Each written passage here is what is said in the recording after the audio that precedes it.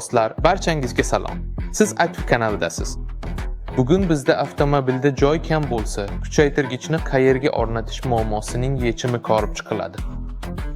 Kutib oling. Bu bizning yangiligimiz. Signum liniyasining 4 kanalli kuchaytirgichi bo'lib, u sifatli ovoz yukonaning yarmini egallashi kerak degan tushunchani yo'qqa chiqaradi. Bugun ushbu mitti qurilma nimalarga qodirligini ko'rib chiqamiz. Boshladik.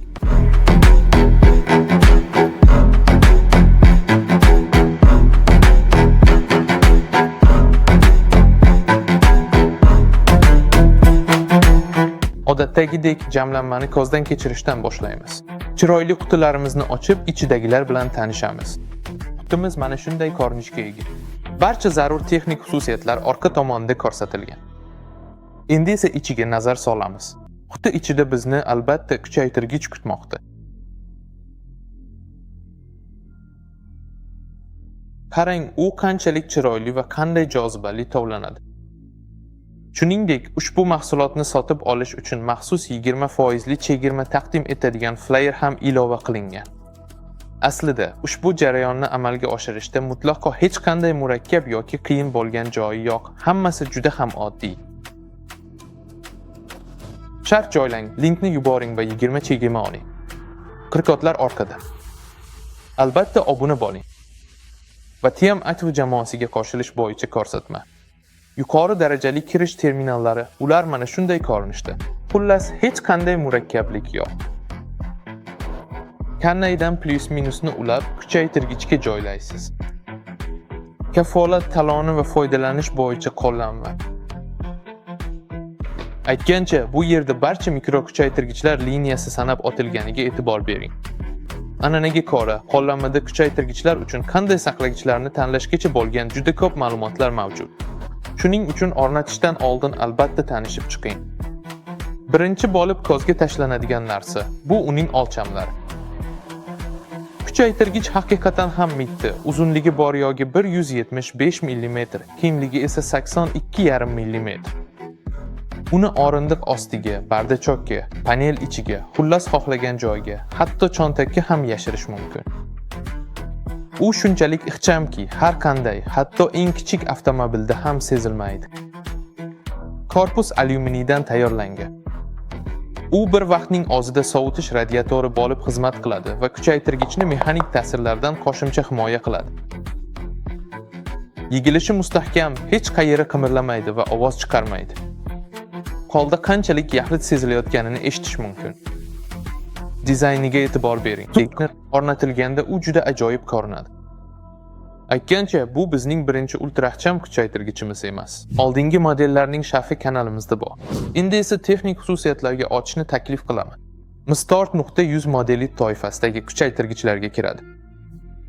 Unda FIR4 ikki qatlamli bosma plataga asoslangan eng yangi sxemotexnika qo'llanilgan. Shuning uchun fik bu yerda yuqori, maksimal quvvatda minimal qizish. Quvvati. Bunday shakl faktor uchun raqamlar juda jiddiy. Ushbu mitti qurilma 4 ohmda toza 100 watt va 2 ohmda 150 watt beradi. Shunga ko'ra, ko'prikli ulanish imkoniyati mavjud. Masalan, old qism uchun 2 ta kanal, subwoofer uchun esa 2 ta kanalni ko'prik qilib ishlatishingiz mumkin. Aytgancha, ko'prikli ulanishdagi quvvat 300 watt. Kuchaytirgichda rivojlangan filtrlash tizimi mavjud. Shunga ko'ra, subwooferdan yuqori chastotalarni yoki aksincha, yuqori chastotali dinamiklardan past chastotalarni kesib tashlash mumkin. Yuqori chastotali filtr, ya'ni HPF, bizda 30 dan 8000 Hz gacha bo'lgan diapazonda kesadi. Past chastotali filtr, LP filtr esa 30 dan 300 Hz gacha bo'lgan diapazonda kesadi. Shuningdek, ishonchlilikni ta'minlash uchun kuchaytirgichda ko'p bosqichli himoya tizimi qo'llanilgan. Filtrlardan tashqari, yon tomonda kuchaytirgichning 2-4 kanalli ish rejimi kaliti joylashgan. Shunga ko'ra, agar siz barcha 4 ta dinamikdan signal olishni xohlamasangiz, faqat oldingi 2 tasidan signal olib, kuchaytirgichga ulab, rejimni 2 kanalga o'tkazish kifoya va bizda barcha 4 ta kuchaytirish kanali ishlaydi. Shuningdek, bu yerda irta konnektorlari joylashgan bo'lib, ular aytgancha avtomatik yoqilish funksiyasiga ega. Ya'ni, yuqori signal paydo bo'lganda, ular kuchaytirgichni avtomatik ravishda ishga tushiradi. Bu shuni anglatadiki, endi masofadan boshqarish pultini qayerdan olishni qidirish shart emas. Tan oling, juda qulay funksiya. Mana biz ushbu kuchaytirgichning asosiy oziga xosligiga yetib keldik. Albatta, o'lchamidan tashqari, bu 5.1 versiyali Bluetooth mavjudligidir. Tasavvur qiling, bu funksiya ushbu kuchaytirgichning qo'llanilish sohasini qanchalik kengaytiradi. Endi sevimli musiqangizni tinglash uchun hech qanday magnitola kerak emas. Barcha sozlamalarni avval aytganimdek, kuchaytirgichning o'zida amalga oshirish, smartfondan to'g'ridan-to'g'ri ulanish va ortiqcha simlarsiz musiqa tinglash mumkin. Endi esa men sizga ushbu kuchaytirgichni avtomobilingizga qanchalik oson o'rnatishni aytib beraman. Shunday qilib, do'stlar, ushbu kuchaytirgichni ulash juda oddiy ko'rinadi. Albatta, bizga akkumulyatordan kuchaytirgichgacha tortiladigan quvvat simlari kerak bo'ladi.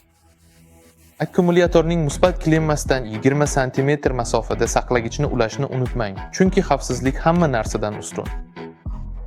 Keyin bizga ikkita yevrolagich kerak bo'ladi. Bular erkak va ayol. Va shunga ko'ra oddiygina amallar.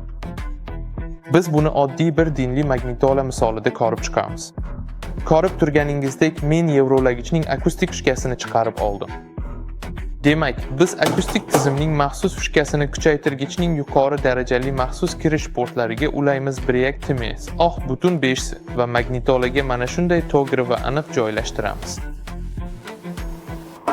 Endi kuchaytirgichimiz magnitoladan signal olmoqda. To'g'rimi?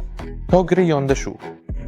React emas, butun 5 ayol ulagich qismini esa chiqishdagi maxsus kuchaytirilgan kanallarga ulaymiz React emas, butun 5 va so'ngra magnitoladan olingan fishkani ham aynan o'sha kuchaytirilgan kanallarga joylashtiramiz. Bu texnologiya uzilishga ulash deb ataladi. Shunday qilib, 1 daqiqadan kamroq vaqt ichida biz avtomobilga quvvat kuchaytirgichini o'rnatdik. Xo'sh, do'stlar, endi Bluetooth ishlash radiusini tekshiramiz. Mana bizning kuchaytirgichimiz, u telefonga ulanganini ko'rib turibmiz.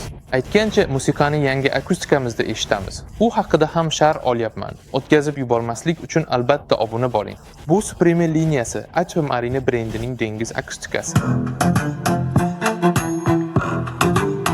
Xo'sh.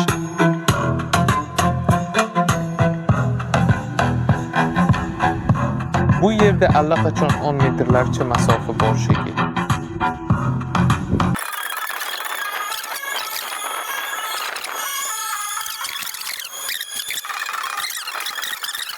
Eshiting, men rostdan ham hayratdaman. Qachon hozir rostdan ham uyga ketib qolsam kerak. Kadrda mashina ham ko'rinmay qoldi shekilli. Eshiting, bo'ldi. Men xullas orqaga qaytdim. U yerda kimnidir to'sib qo'ygan shekilliman, chiqarib yuborish kerak. Eshiting, rostini aytsam, men bunaqasini birinchi marta ko'ryapman. Shunchaki birinchi marta. Bluetooth bunchalik uzoqqa yetishini umrimda bilmaganman. Xo'sh, do'stlar, xulosa qilish vaqti keldi. MS400 kuchaytirgichi bu Rossiya bozorida o'xshashi yo'q noyob qurilmadir. Bu avtovoz doirasidan ancha chetga chiqadigan kuchaytirgich bo'lib, o'lchami va o'rnatilgan Bluetooth funksiyasi tufayli uni istalgan sohada qo'llash mumkin. Uni balki kvadrosikl, kater, do'kon, servis va hokazolarga o'rnatishingiz mumkin. Bu ro'yxatni cheksiz davom ettirish mumkin. O'rnatishning oddiyligi esa, hatto ilgari bunaqa narsaga duch kelmagan bo'lsangiz ham, ushbu kuchaytirgichni o'rnatish imkonini beradi. Rahmat. Siz bilan aytdim Pavel. Like bosing va fikringizni izohda qoldiring. Hammaga xayr.